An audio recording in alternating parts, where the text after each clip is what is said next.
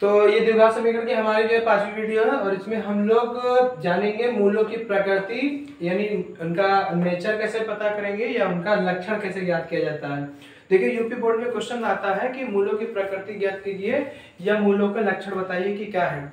तो लक्षण का मतलब यहाँ पे कुछ और नहीं है बल्कि आपको बताना है कि d ग्रेटर देन अगर होगा तो बोलेंगे मूल वास्तविक है, असमान है। अगर d बराबर 0 होगा तो मूल वास्तविक तथा समान होते हैं और d is less than two 0 पर होगा मूल काल्पनिक होते हैं।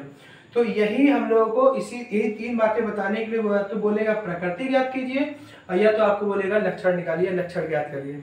तो इसको देखिए कैसे करते हैं, मतलब प्रकृति का मतलब nature of fruit English medium में आएगा।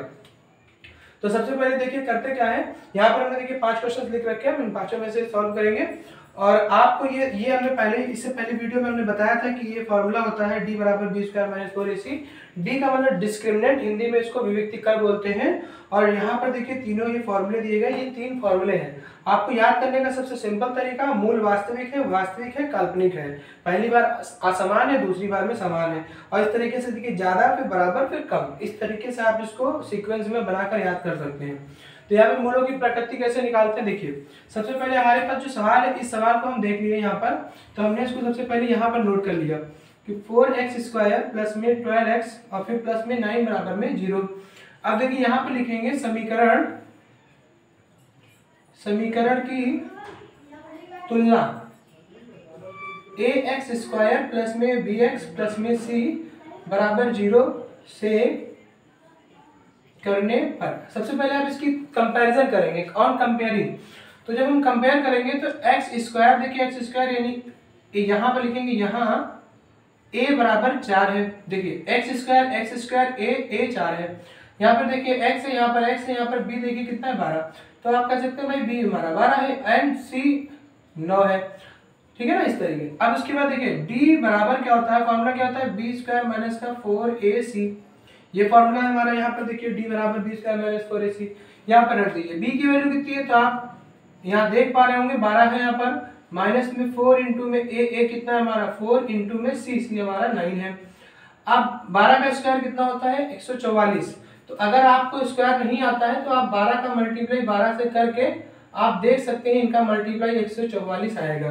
तो यहाँ पर 144 लिख देंगे, माइनस का 4 का गुणा 4 से करेंगे तो 16 आएगा, 4 चक्कू 16 और 16 का टेबल अगर 9 बार आप पढ़ेंगे तो आपका आएगा 144।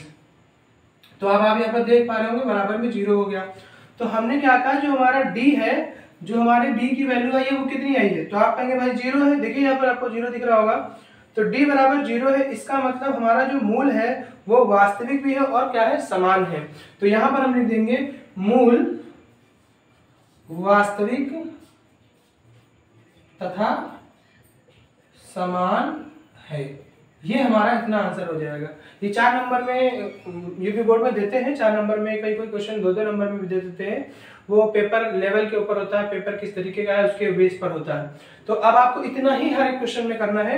आपको सबसे पहले समीकरण लिखना रहेगा, फिर इसी तरीके से यूपी बोर्ड में भी आपको बिल्कुल ऐसे ही लिखना है। समीकरण की तुलना x square plus bx plus c बराबर 0 से करने पर यहाँ पर abc की वैल्यू निकालनी है। फिर d बराबर b स्क्वायर माइनस 4ac, फिर यहाँ पे वैल्यू पुट करनी है, उनको कैलकुलेट कर लेना है। फिर उनको सॉल्व करने के बाद में उनका हम देखेंगे कितना आया। अगर इन तीनों कंडीशन में से जिसमें फॉलो कर जाएगा, जिसमें भी वो आ जाएगा, हम बोल देंगे कि मूल वास्तविक है या समान है। जो भी हमारा यहाँ पर d बराबर 0 है इसलिए हमने लिखा मूल वास्तविक तथा समान है। इसी तरीके से हम यहाँ से दूसरा प्रश्न ले रहे हैं। यहाँ पर हम देखिए दूसरा प्रश्न ले रहे हैं, ये वाला 7x स्क्वायर माइनस में 3x प्लस में 2 बराबर में 0। यहाँ पर भी बिल्कुल इसी तरीके की लैंग्वेज लिखेंगे। समीकरण की तुलना ax स्क्वायर प्लस में bx प्लस c बराबर 0 से करने पर, तो इस तरीके से आप तुलना करेंगे। अब आप बताइए x स्क्वायर की वैल्यू कितनी है, तो x स्क्वायर a की वैल्यू कितनी है, a बराबर यहाँ पर 7।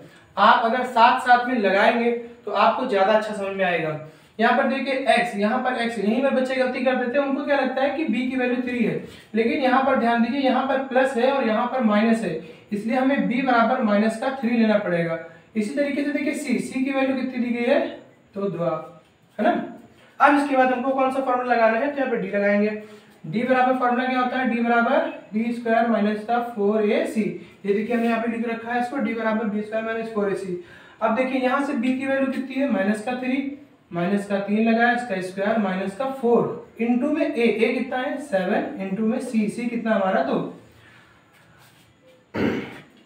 3 का स्क्वायर कितना होता है 9। देखिए माइनस वाली संख्या का जब भी आप स्क्वायर करेंगे हमेशा काहे का आएगा, प्लस का आता है। यहाँ पे 3 का स्क्वायर 9 हो जाएगा, 4 का टेबल 7 से बढ़ेंगे, 4 7 28 और 28 का डबल करेंगे यानी कि आ जाएगा 56। अब आप जब यहाँ पे करेंगे प्लस माइनस माइनस, तो 56 में से 9 जाएगा तो 47 बचेगा, बड़ी संख्या माइनस की, निशान माइनस का। तो कहीं ना कहीं हम ये कह सकते हैं कि जो हमारा डी है वो लेस देन 0 है, यानी 0 से छोटा है, क्योंकि माइनस वाली जितनी भी संख्याएं होती हैं वो कहीं ना कहीं 0 से क्या होती है, छोटी होती हैं। तो हमारा आ गया डी इज लेस देन। इसी बात पे आपको ध्यान रखना, अगर नंबर प्लस का आता है, जैसे प्लस का 5, प्लस का 6, प्लस का 8 कुछ भी आता है, तो वो डी ग्रेटर देन में रहेगा। अगर हमारा आंसर निगेटिव में आया है तो हम बोलेंगे डी इज लेस देन, और अगर हमारा आंसर 0 आया तो हम बोलेंगे डी इज इक्वल टू 0। तो अब बताइए, आप यहाँ पर बताइए तीनों में से कौन सा लगा सकते हैं, ये वाला या फिर ये वाला या फिर ये वाला। तो आप देखें d is less than two 0, तो हम लगाएंगे मूल काल्पनिक है। देखिए काल्पनिक भी बोल सकते हैं, हम ये कह सकते हैं वास्तविक नहीं है, हम ये भी लिख सकते हैं, कुछ किताबों में लिख भी देते हैं कि मूल अवास्तविक है। तो तीनों बातें एक ही हैं, काल्पनिक कह लीजिए, काल्पनिक को इंग्लिश में बोलते हैं इमेजिनरी, ठीक है ना, इमेजिनरी करके बोला जाता है। तो आप यहाँ पे लिख सकते हैं कि मूल काल्पनिक होंगे, ठीक है ना। यहाँ पर आपको बस इतना ही लिखना है। अब इतना ही बिल्कुल इसी तरीके जैसे हमने किया है उसी तरीके से बिल्कुल यूपी बोर्ड में आपको कॉपी पे भी ऐसे ही बिल्कुल लिखना, बाकी कुछ भी एक्स्ट्रा नहीं करना। यहाँ पर हमारे पास देखिए 3 सवाल और हैं, इनको आप लगाकर इनको प्रैक्टिस कर सकते हैं।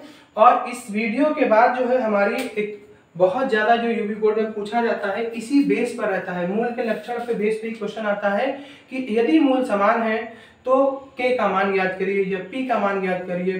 तो उस तरीके का क्वेश्चन तब आप लगा पाएंगे जब आपको ये प्रकृति निकालना आएगा, क्योंकि वो कह क्या रहा, कह रहा मूल समान है यानी कि d बराबर 0 है, तब आप k का मान निकालिए। तो इस वीडियो के बाद हमारी वही वीडियो बनेगी और आप उसमें अच्छे से बेहतर तरीके से सीख पाएंगे, लेकिन वो सीखेंगे तब जब आपको ये स्टेप आएंगे। तो आप इसका स्क्रीनशॉट लेना चाहिए तो आप लेना चाहें तो ले सकते हैं। और इस वीडियो में इतना ही, हम लोग मिलते हैं नेक्स्ट वीडियो में, तब तक कि आप मेहनत करिए, लगाते रहिए।